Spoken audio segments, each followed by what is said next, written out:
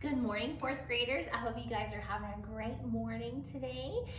Today we're going to kind of go deeper into our learning of area. Yesterday you learned that area is the inside of a region or of a object. Remember, perimeter is the outside, area is in the inside. Think about how you would want to lay carpet in the inside of a room, and that's what area is.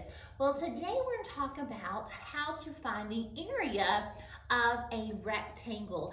And just like perimeter, area has formulas that we use. And so to find the area of a rectangle, you just say A equals L times W. A equals length times width. And that is very simple. That's how you find the area of a rectangle. And so let's do a few of these together. I know you guys will catch on real quickly because it's super easy, but make sure again you are showing your work, going step by step using the formula. So here we go, we're on page 287. And then we're going to start with number 1. And so our length is 7 feet and our width is 5 feet. So we're going to use our formula.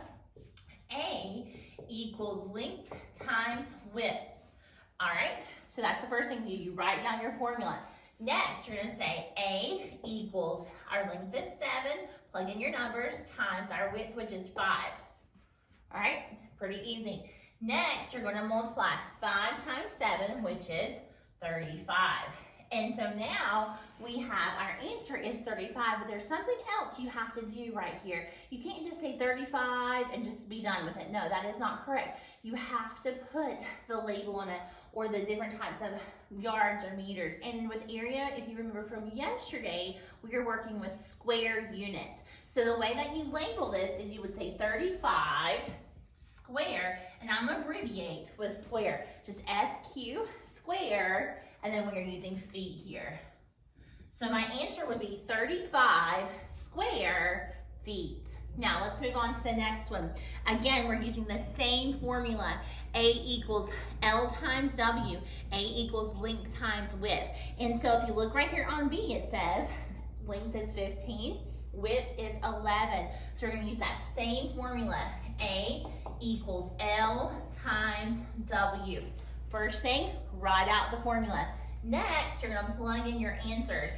A equals 15, which is our length, times 11, which is our width. Now, it's fine if you have to go over to the side and work it out. So let's say 15 times 11, working out really quickly.